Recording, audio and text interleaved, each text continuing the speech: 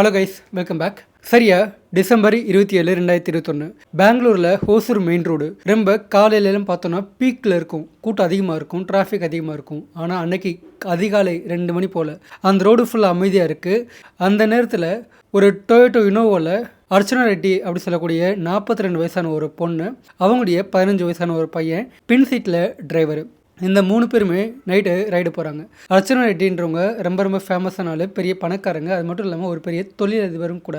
அவங்களுக்கு எப்போயாவது mood of ஆச்சுன்னா அவங்க இந்த மாதிரி டிரைவ் போகிறது வழக்கம். அதே மாதிரி தான் அன்றைக்கி நைட்டும் கூட தான் பையனை கூட்டிகிட்டு கூட சேஃப்டிக்கு தான் டிரைவரையும் கூட்டிகிட்டு அவங்க அந்த ரோட்டில் டிரைவ் போகிறாங்க. அந்த கரெக்டாக போயிட்டு இருக்கும் போதே அவங்க பின்னாடி 2 பைக்கில் ஃபாலோ பண்ணிட்டு வர்றாங்க. போகும்போது ஒரு இடத்துல அந்த பைக் ஒரு 2 பைக்கும் ஓவர்டேக் பண்ணிட்டு அந்த காரை மறித்து ஸ்டாப் பண்ணுறாங்க ஒரு சிக்னல் முன்னாடி. அந்த 2 பைக்லேயும் மொத்தம் 4 பேர் இருக்காங்க. 4 பேருமே ஹெல்மெட் போட்டிருக்காங்க, கையில் பலமான ஆயுதம் வச்சுருக்காங்க. அர்ச்சனா ரெட்டிக்கு என்ன பண்ணுறதுன்னு ஒன்றும் புரியல. ஆனால் அவங்க அடுத்து என்ன பண்ணணும்னு யோசிக்கிறதுக்கு முன்னாடியே பார்த்தோன்னா அந்த 4 பேருமே பைக்கை ஒட்டி கீழே இறங்கி இந்த காருடைய விண்டோ கதவு எல்லாத்தையும் அடித்து நொறுக்க ஆரம்பிக்கிறாங்க. இரும்பு ராடு வச்சுருக்காங்க, அதை வச்சு நொறுக்குறாங்க. அவங்க கொஞ்சம் கூட எதிர்பார்க்காத அந்த சமயத்தில் அர்ச்சனா ரெட்டி உட்காந்துருக்க அந்த சைட் டோரை அவங்க திறந்து அர்ச்சனா ரெட்டியை வெளியே இழுக்கிறாங்க. அதை பார்த்த உடனே காருக்குள்ளே உட்காந்துருக்க 15 வயசான அந்த பையன் கத்துறான். அவனால் எதுவும் பண்ண முடியல. அது மட்டும் இல்லாமல் அவனையும் தாக்க ஆரம்பிக்கிறாங்க. அப்போ அந்த பையன் என்ன பண்ணுறான், காருக்குள்ளேருந்து இறங்கி ஓடிடுறான். இன்னொரு பக்கம் பின் சீட்டில் உட்காந்துருக்க டிரைவரும் அதை தடுக்க ட்ரை பண்ணுறாரு. ஆனால் அவரால் முடியல. இவங்க அவரை அடித்து போட்டுறாங்க. அர்ச்சனா ரெட்டியை கொஞ்சம் கூட ஈவருக்கு காட்டாமல் கம்பியால் தாக்குறாங்க. அது மட்டும் இல்லாமல் கத்தி வச்சுருக்காங்க, அந்த கத்தியாலையும் குத்துறாங்க. அவங்கள ரொம்ப கொடூரமாக காயப்படுத்துகிறாங்க. அப்படியெல்லாம் பண்ணி முடிச்சுட்டு அவங்க எல்லாமே அங்கேருந்து எஸ்கேப் ஆகி போயிடுறாங்க. இன்னொரு பக்கம் ஓடினாலே அந்த பையன் அவன் டேரெக்டாக பக்கத்தில் போலீஸ் ஸ்டேஷன் இருக்குது. அந்த ரூட் அவன் அடிக்கடி போயிட்டு வர ரூட்டு. ஸோ அவனுக்கு நல்லாவே தெரியும். உடனே அம்மாவை காப்பாற்றணும் அப்படின்றதுக்காண்டி அவன் டேரெக்டாக போலீஸ் ஸ்டேஷனுக்குள்ளே ஓடி போகிறான். அங்கே சில போலீஸ்காரங்க இருக்காங்க. அங்கே ஓடி போயிட்டு பதட்டத்தில் இந்த மாதிரி தாக்குறாங்க, அடிக்கிறாங்க, உடனே எங்கள் அம்மாவை காப்பாற்றுங்க அப்படின்னு பதட்டத்தோடு அவன் சொல்கிறான். அதை கேட்ட உடனே அங்கே இருக்க போலீஸ்காரங்க அந்த பையனை பைக்கில் ஏற்றுக்கிட்டு, ஜீப் வச்சுருக்காங்க, ஜீப்பு பைக் அதெல்லாம் எடுத்துக்கிட்டு உடனே அந்த பையன் எங்கே சொன்னானோ அங்கே போகிறாங்க. அங்கே போய் பார்க்கும்போது கண்ணாடியெல்லாம் உடஞ்சி கிடக்கு. ஆனால் அந்த கார் அங்கே கிடையாது, அர்ச்சனா ரெட்டியும் அங்கே கிடையாது. அந்த பையன் சொல்கிறான், எங்கள் அம்மா இங்கே தாக்குனாங்க, கூட டிரைவரும் இருந்தார் அப்படின்னு அவன் சொல்கிறான். இதை கேட்ட உடனே அந்த போலீஸ்காரங்க என்ன பண்ணுறாங்க, அர்ச்சனா ரெட்டியோட நம்பர் என்ன அப்படின்னு கேட்டு அந்த நம்பருக்கு கால் பண்ணுறாங்க. ஆனால் அந்த ஃபோன் ஆஃபில் இருக்குது, ஆஃப் ஆயிடுச்சு. அதுக்கடுத்து டிரைவருடைய நம்பர் என்ன அப்படின்னு கேட்டு டிரைவர் கால் பண்ணுறாங்க. அப்போ அந்த டிரைவர் என்ன சொல்கிறேன்னா, இந்த மாதிரி சார் மேடம் ரொம்ப கொடூரமாக தாக்கிட்டாங்க, அவங்கள காப்பாற்றணுன்ற நோக்கத்தோட நான் உடனே ஹாஸ்டல் கூட்டிட்டு வந்துட்டேன், நீங்கள் உடனே கிளம்பி இங்கே வாங்க அப்படின்னு அவர் சொல்கிறாரு. அதை கேட்டதும் போலீஸ்காரங்க அங்கே போகிறாங்க. ஆனால் போலீஸ் அங்கே ரீச் ஆகும்போதே அங்கே இருக்க டாக்டர்ஸ் என்ன சொல்கிறாங்கன்னா, சாரி சார், நாங்கள் எவ்வளோ ட்ரை பண்ணோம், எங்கள் லெவல் பெஸ்ட்டை நாங்கள் கொடுத்தோம், இருந்தாலும் அவங்கள எங்களால் காப்பாற்ற முடியல, அவங்க இறந்துட்டாங்க அப்படின்னு சொல்கிறாங்க. அதை கேட்டதும் அந்த பையன் கதறி அழுக ஆரம்பிக்கிறான். போலீஸ்காரங்களும் ஷாக் ஆகுறாங்க. அடுத்த காலையில் இந்த நியூஸ் ஃபுல்லாக வைரல் ஆகுது. ஏன்னா அவங்க நார்மலான சாதாரண ஒரு பெண் கிடையாது, அவங்க பல கோடி சொத்துக்கு அதிபதி. அது மட்டும் இல்லாமல் ஒரு பிஸ்னஸ் மேக்னெட். அவங்க அந்த பெங்களூரில் நிறைய இடம் இருக்குது, நிறைய வீடு இருக்குது, நிறைய சொத்து இருக்குது, நிறைய காசு இருக்குது, எல்லாமே இருக்குது. இப்போ ஏற்பட்ட ஒரு இன்ஃப்ளூயன்ஸான ஒரு லேடியை யார் கொலை பண்ணியிருப்பா, எதுக்காண்டி கொலை பண்ணியிருப்பாங்க அப்படின்னு எல்லா மக்களுமே பேச ஆரம்பிக்கிறாங்க. இது பெரிய பேசும் பொருளாகுது.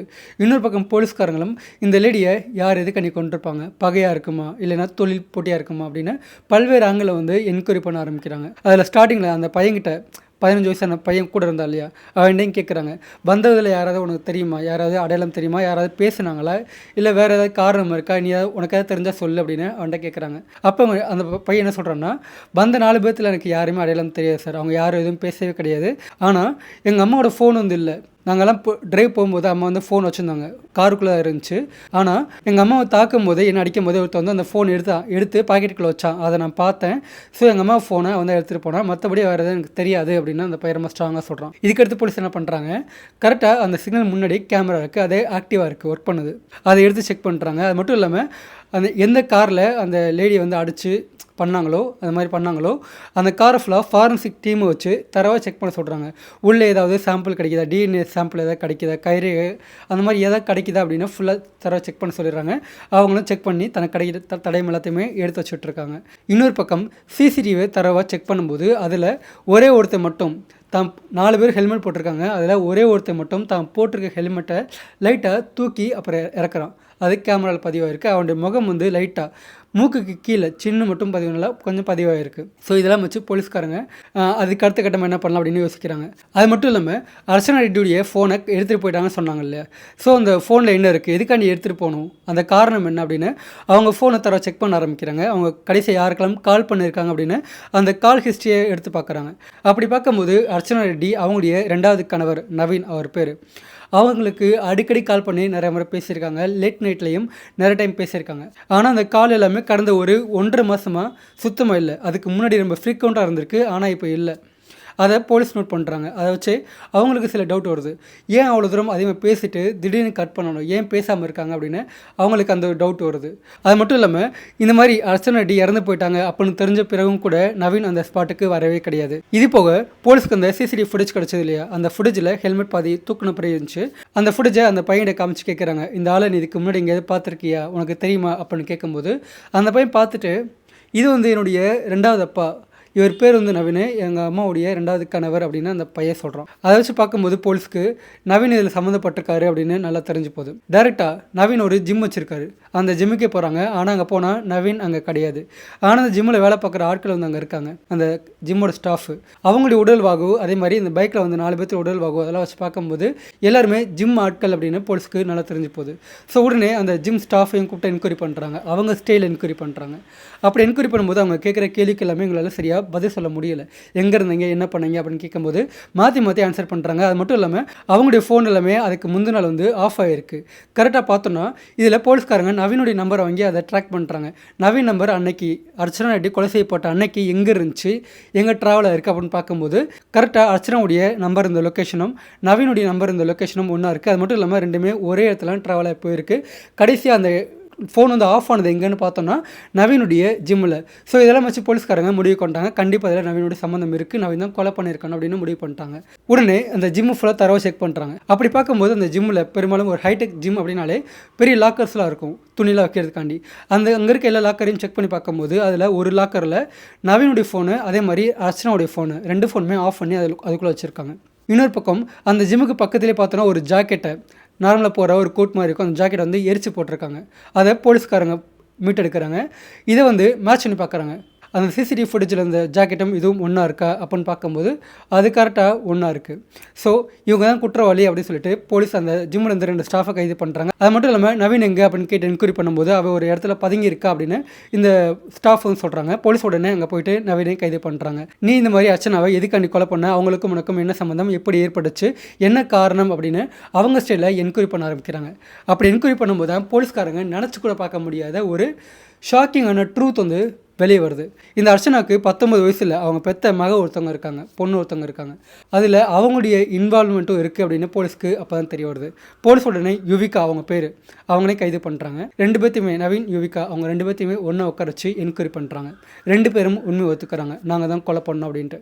எதுக்காண்டி கொலை பண்ணோம் அப்படின்ற அந்த காரணத்தை அவங்க சொல்கிறாங்க. அது என்னன்றதை பார்க்கும்போது இந்த அர்ச்சனா ரெட்டி பார்த்தோம்னா அவங்க ஒரு மிகப்பெரிய பணக்காரங்க. அவங்க அப்பாவும் ஒரு மிகப்பெரிய கன்ஸ்ட்ரக்டர், நிறைய பில்டிங்லாம் கட்டியிருப்பாங்க இல்லையா, பில்டர், அந்த மாதிரி ஒரு ஆள். நிறைய வீடு இருக்குது, சொத்து இருக்குது, கோடி கணக்கில் பணம் இருக்குது. அர்ச்சனாக்கு அவங்களுடைய 23 வயசில் கல்யாணம் ஆகுது. வாழ்க்கை நல்லபடியாக போகுது. அவங்களுக்கு முன்னாடி ஒரு பொண்ணு பிறக்கிறாங்க, அந்த பொண்ணு தான் யுவிகா. அதுக்கடுத்து ஒரு பையன் பிறக்கிறான். வாழ்க்கை நல்லபடியாக போயிட்டு இருக்கும்போதே அவங்க கணவருக்கும் அவங்களுக்கும் இடையில் மனக்கசப்பு ஏற்படுது. நாட்கள் போக போக அந்த 2 பேருக்கு இடையில் சண்டை அதிகமாகிட்டு ஒரு ஸ்டேஜில் இனிமேலும் ஒன்றா வாழ முடியாது அப்படின்னு 2 பேரும் டிவோர்ஸ் கொடுக்க முடிவு பண்ணுறாங்க. அர்ச்சனாவுடைய கணவரும் மனசு பூர்வமாக நான் இந்த மாதிரி டிவோர்ஸ் கொடுக்குறேன், அலிமோனி காசு கொடுப்பாங்கல்ல அதையும் கொடுக்குறேன் அப்படின்னு சொல்லிட்டு அதுக்கு ஒத்துக்கிறாரு. கோடிக்கணக்கான ரூபாய் பணத்தை தன்னுடைய மகள் அவங்க 2 பேர்த்தையும் பார்த்துக்கிறதுக்காண்டி அலிமோனியாக அவர் கொடுக்குறாரு. அதை கொடுத்துட்டு அவர் பிரிஞ்சு போயிடுறாரு. இன்னொரு பக்கம் அர்ச்சனாவுடைய அப்பாவும் பார்த்தோன்னா கொஞ்ச நாளே இறந்து போயிடுறாரு.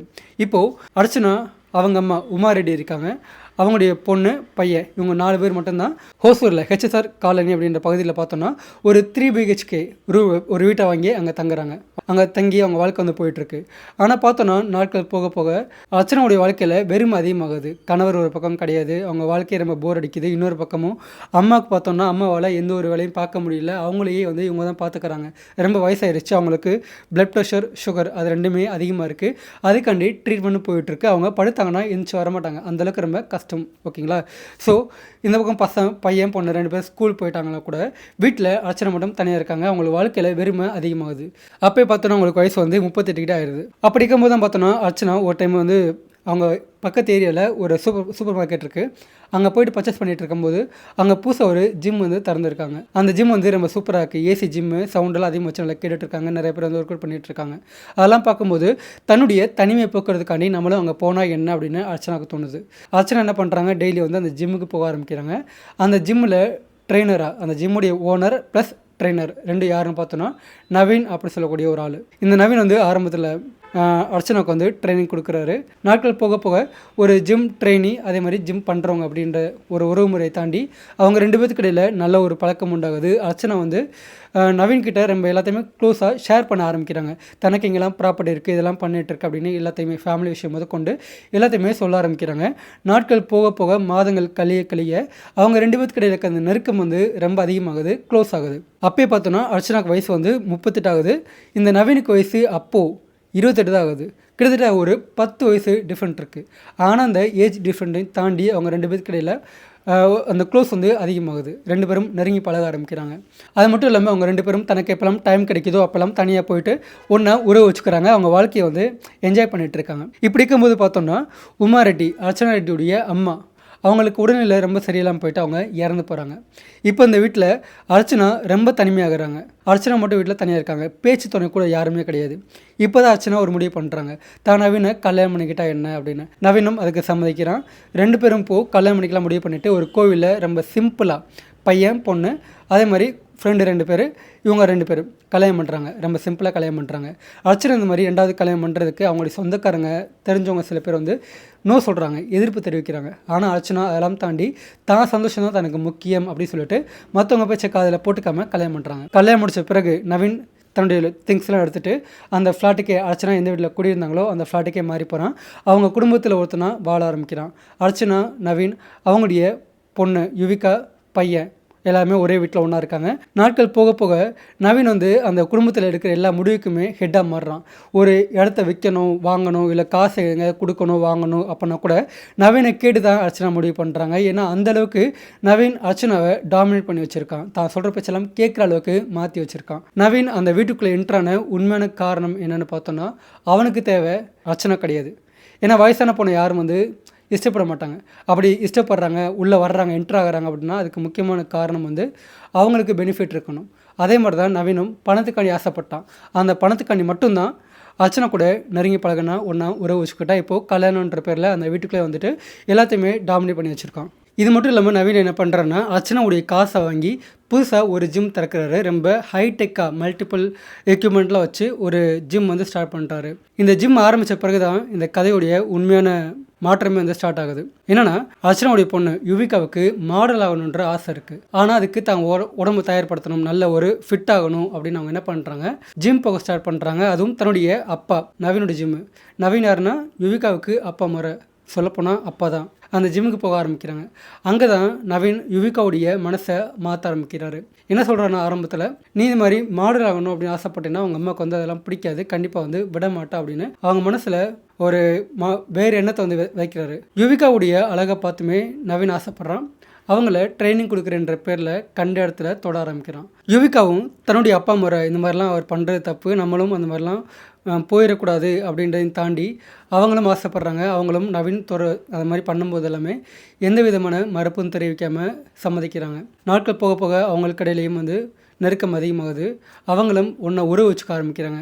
ஜிம் போகிற அப்படின்ற பேரில் ஜிம் போகிறாங்க. ஆனால் ஜிம்மில் அவங்களுக்குன்னு தனியாக ஒரு ரூம்லாம் இருக்கும் இல்லையா, ஓனர் இருக்குன்னு. ஸோ அந்த மாதிரி இருக்க அறையிலெல்லாம் போயிட்டு அவங்க 2 பேரும் ஒன்றா உறவு வச்சுக்கிறாங்க. ஸோ நாட்கள் போக போக அவங்க 2 பேருக்கு இடையில இருக்க அந்த நெருக்கம் வந்து அதிகமாகுது. அது மட்டும் இல்லாமல் ஜிம்மில் லேட் நைட் ஜிம் போகிற அப்படின்ற பேரில் வந்து ஜிம்மில் எல்லாத்துக்கும் லீவ் விட்டுட்டு இவங்க 2 பேரும் மட்டும் அங்கே இருக்காங்க. அங்கே ஜிம்மிலே வந்து ஒன்றா உறவு வச்சுக்கிறாங்க. இதெல்லாம் தாண்டி நைட்டு இந்த வீட்டில் தங்கியிருப்பாங்க இல்லையா, அங்கே கூட வீட்டில் அம்மா அர்ச்சனா இல்லை அப்படின்னா அவங்க 2 பேரும் ஒன்றா உறவு வச்சுக்கிறாங்க. இது சில மாதங்களாக போயிட்டே இருக்குது. ஆனால் ஒரு நாள் பார்த்தோன்னா அர்ச்சனா வேலையை விட்டு கொஞ்சம் சீக்கிரமாக வீட்டுக்கு வந்துடுறாங்க. அப்படி வீட்டுக்கு போகும்போது வீட்டில் நவீன் அதே மாதிரி யுவிகா அவங்க 2 பேருமே பெட்டில் ஒன்றா பெட்ரூம்குள்ளே உறவு வச்சுட்ருக்காங்க. அந்த காட்சியை அர்ச்சனை பார்த்துடுறாங்க. பார்த்த உடனே அவங்களுக்கு கோவம் தலைக்கேறுது. எந்த ஒரு அம்மாவாலையும் அதை வந்து தாங்கிக்க முடியாது. அவங்க என்ன பண்ணுறாங்க, உடனே நவீன் கூட சண்டை போட்டு அவனை அடித்து அந்த வீட்டை விட்டு வெளியே துரத்துறாங்க. நவீனாலே அங்கே இருக்க முடியல. வேறு வழி இல்லாமல் அவனும் வீட்டை விட்டு வெளியே போயிடுறான். அவங்க தன் மகளையும் கண்டிக்கிறாங்க. ஆனால் இது எதுவுமே தன் பையனுக்கு தெரியாமல் அவங்க பார்த்துக்கிறாங்க. 15 வயசான அந்த பையனுக்கு தெரியாமல் பார்த்துக்கிறாங்க. தன் மகளை கண்டிக்கிறாங்க. அது மட்டும் இல்லாமல் அவங்க காலேஜ் போக விடாமல் வீட்டில் வைக்கிறாங்க.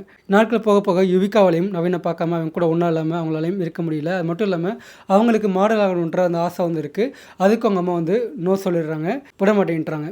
யுவிகாவுக்கும் கோவம் அதிகமாகுது. இன்னொரு பக்கம் நவீனுக்கும் கோவம் அதிகமாகுது. ஒரு பக்கம் வீட்டுக்குள்ளே போக முடியல. அது மட்டும் இல்லாமல் அந்த சொத்தெல்லாம் வேறு யாருக்காவது போயிருமோ அப்படின்னா அவனுக்குள்ளே பயம் ஏற்படுது. அந்த சொத்தை அடைய ஆசைப்பட்றான். அதே மாதிரி யுவிகாவையும் அடைய ஆசைப்பட்றான். அதனால் யுவிகாவை கான்டாக்ட் பண்ணி பேசுகிறான். அவன் என்ன சொல்கிறான்னா, உங்கள் அம்மா உயிரோடு இருக்க வரைக்கும் வந்து உன்னை மாடலாக விட மாட்டாங்க. உன் ஆசை வந்து என்றைக்கும் நிறைவேறாது. அது மட்டும் இல்லாமல் நம்மளாலையும் ஒன்று சேர்ந்து இருக்க முடியாது அப்படின்னு யுவிகாவுடைய மனசை மாற்றுறான். யுவிகாவும் அவன் சொல்கிற எல்லாத்தையுமே நம்புகிறாங்க. தம்மா செய்கிறது எல்லாமே தன்னுடைய நல்லதுக்கானது அப்படின்றத மறந்துட்டு அவங்க கூட ஒன்றா சேர்ந்து பிளான் போட ஆரம்பிக்கிறாங்க. தம்மாவையே கொலை பண்ண அவங்கள இல்லாமல் ஆக்க முடிவு பண்ணுறாங்க. ஆனால் இதில் நவீனோடைய பிளான் என்னென்னு பார்த்தோம்னா, ஃபஸ்ட்டு அர்ச்சனாவை கொலை பண்ணணும். அதுக்கடுத்து 15 வயசான அந்த சின்ன பையன் இருக்கான். அவன் இப்போதைக்கு வந்து ஒரு பெரிய பிரச்சனை கிடையாது. இருந்தாலும் கூட அவனுக்கு 18 வயசு ஆகிறதுக்கு முன்னாடி அவனை வேறு ஏதாவது பிளான் பண்ணி கொண்டுடலாம். அப்படி கொலை பண்ணிட்டா சொத்து எல்லாமே யுவிகா பேரில் வந்துடும். யுவிகாவை நம்ம கல்யாணம் பண்ணிக்கிட்டோன்னா நம்ம அவளை டாமினேட் பண்ணிடலாம், சொத்து எல்லாமே நம்ம கைக்கு வந்துடும் அப்படின்னு நவீன் வந்து முடிவு பண்ணி வச்சுருக்கான். ஆனால் இதை பற்றிலாம் எதுவுமே தெரியாத இந்த யுவிகா வந்து அவன் பேச்சை நம்பி அவங்க கூட ஒன்றா சேர்ந்து அர்ச்சனாவை கொலை பண்ண முடிவு பண்ணுறாங்க. இப்போ அவங்க அந்த வாய்ப்பு எப்போ கிடைக்கும் அப்படின்னு எதிர்பார்த்துருந்தபடியே பார்த்தோன்னா டிசம்பர் 27, 2021 அன்னைக்கு நைட்டு அர்ச்சனா வெளியே ட்ரைவ் போகிறாங்க. அதை யுவிகா நவீன் கால் பண்ணி சொல்கிறாங்க. இவங்கெல்லாம் ஆல்ரெடி வெயிட் பண்ணிகிட்டு இருக்காங்க. இப்போது நவீன் தான் ஆட்கள் 4 பேர்த்த அழைச்சிட்டு 3 பேர்த்த அழைச்சிட்டு இவனை சேர்த்து மொத்தம் 4 பேர் ஒன்றா சேர்ந்து அந்த காரை ஃபாலோ பண்ணிட்டு போகிறாங்க. ஒரு சிக்னல் பக்கத்தில் போகும்போது அந்த 4 ரோடு வந்து கிராஸ் பண்ணும். அப்போது அந்த கார் எப்படி இருந்தாலும் ஸ்லோவாக தான் போகும். ஸ்லோவாக போயிட்டு யார் வராங்களே பார்த்துட்டு கொஞ்சம் கிராஸ் பண்ணி தான் போகும்.